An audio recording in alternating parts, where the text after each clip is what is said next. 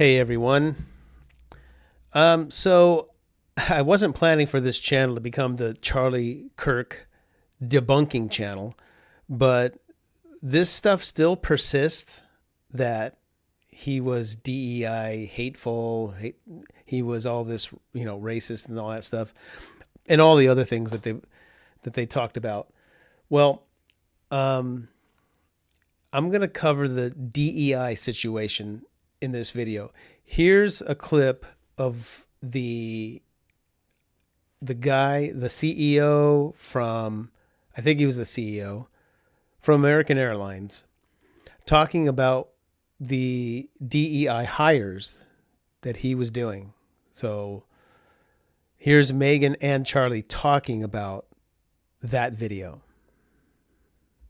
2021 clip, but it was making the rounds on X, of the CEO of United Airlines, Scott Kirby, talking about their quotas over at United for diversity in the ranks of pilots, which is extremely controversial for obvious reasons.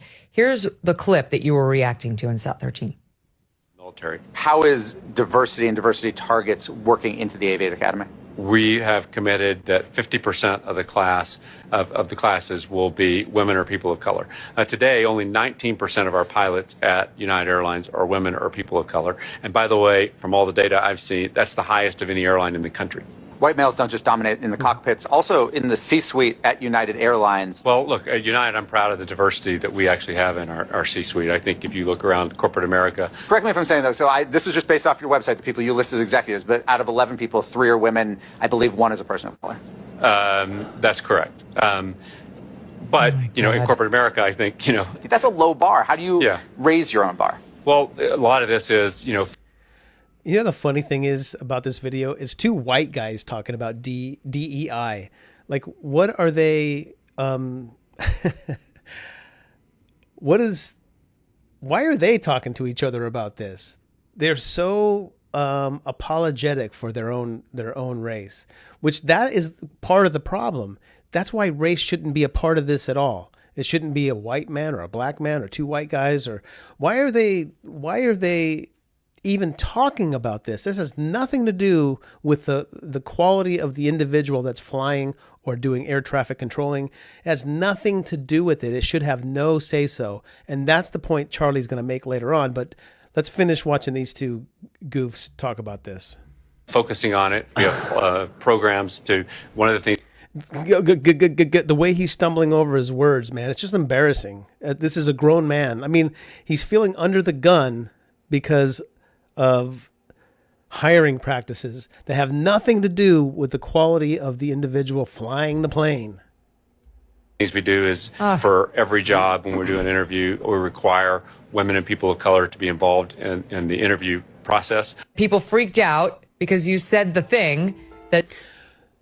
So just a real quick comment. I'd like to know what the numbers are, the percentages are of males versus females that are applying for these positions. Is it 80-20 male over female? Or is it 50-50? Now, if it's 50-50, you might have an argument, but you eliminate all that by just hiring the person that is most qualified, that performs the best. That's what the point is here.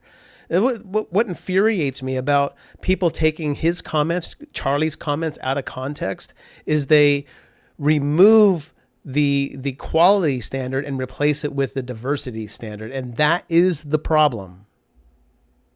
That you're not supposed to say, but that's what you're known for. Here he is in SOT 14 on Charlie's show. I mean, you want to go thought crime? I'm sorry. If I see a black pilot, I'm going to be like, boy, I hope he's qualified. Well, that's the you wouldn't have done that. You wouldn't have done that before. That's not an immediate. No, you wouldn't have done that before. That's not who I am. That's not what I believe. It is the reality the left has created. The meltdown after this with people like, oh. Yes, and I want to just reiterate the essence of that clip that was missed by almost everybody. Jordan Peterson, to his credit, really picked up on it, which is what I was trying to be, very vulnerable with the audience, is that DEI invites unwholesome thinking. And I said, and I was saying in the clip, that's not who I am. That's not what I believe. But what it does is it makes us worse versions of ourselves, Megyn. That's the whole point of what I was saying, is that I now look at everything through a hyper-racialized diversity quota lens because of their massive insistence to try to hit these ridiculous racial hiring quotas. Of course, I believe anybody of any skin color can become a qualified pilot. Well, that has never been my you? contention. I mean, it's silly. It's bigoted to think otherwise, right? So is what he's saying so confusing that people don't understand it? The only reason that he would even have a question of the pilot because he was a black person is because the black person, as the American Airlines guy said, we're hiring based on skin color, not by quality of his effort, by quality of his skills. We are hiring, we are lowering the standard.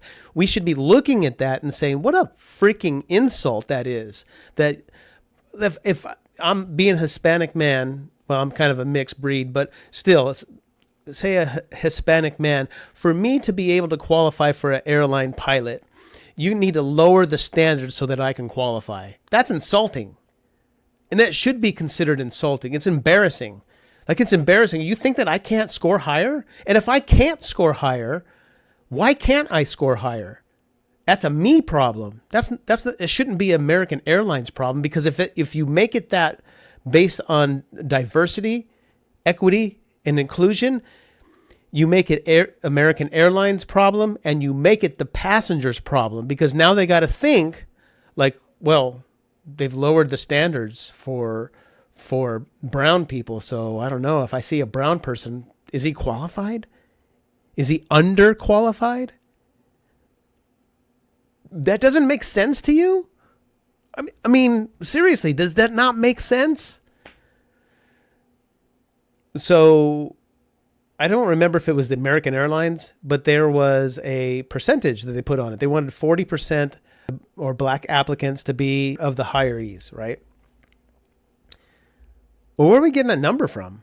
Visualizing America's population says that we have 60% white, 18.5% Hispanic, and 12.2%, I've heard others saying 13% blacks. Why are we getting overlooked? I should get outraged, right? Shouldn't I get outraged? But here's the point. Okay, so let's say 13%, right? We'll round up. 13%. Where's 40 coming from? Why are we going 3 times the population? I mean, if we're going to do it by population standards, we are way overshooting. That is why when you're going by race, it makes absolutely no sense to do that. You need to go by the quality of the guy testing. And the source of what Charlie was talking about is this is one of the articles he was referring to. FAA embroiled in lawsuit alleging it turned away 1,000 applicants based on race. That contributed to staffing woes. So let's take a look at what they say. The Federal Aviation Administration is fighting a class action suit alleging it denied 1,000 would-be air traffic controllers jobs because of diversity hiring targets. Right? Okay. As it was revealed that staffing levels were not normal at the time of this week's deadly mid-air collision. So this is the collision of the Black Hawk helicopter that the airline passenger plane flew into. If you remember, they didn't disclose that it was a woman that may have not been fully qualified to be flying this flight. The crux of the lawsuit is that the FAA, under the Obama administration,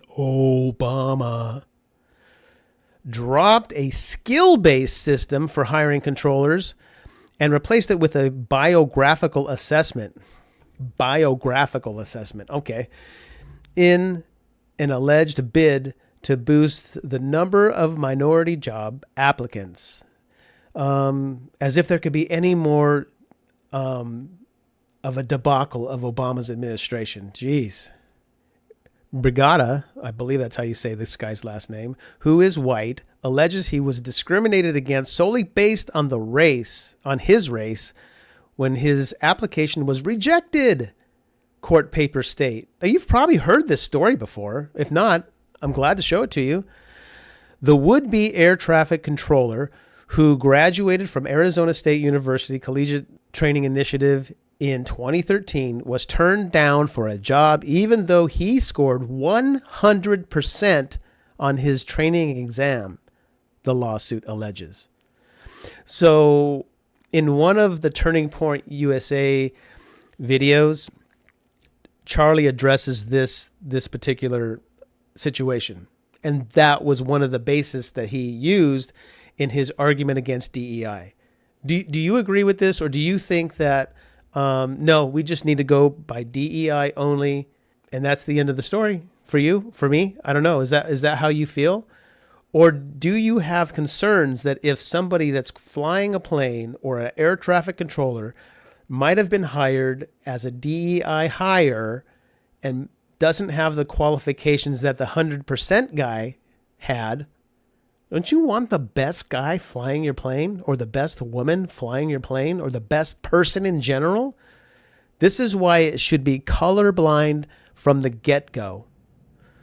And it should be based on those that apply. If a greater number of percentage of the applicants are of one race or another is irrelevant. You just go by test score and training exam score. That's it. How is this a problem? I fly back and forth for my job, for my profession. I'd like to know that the person flying the plane is capable. I don't see how this is controversial. But if you disagree or if you agree, put a comment down below and let me know what you think. Am I right on this, or am I way off base? Am I out of my mind? If you like this video, like, share, and subscribe, and let me know what you think I should do on the next video. I'm going to probably cover some more of the Charlie Kirk stuff because, my goodness, the guy has been slandered and taken out of context repeatedly, and this is a prime A example of that. So, as always, have a good one. God bless you, and I love you guys.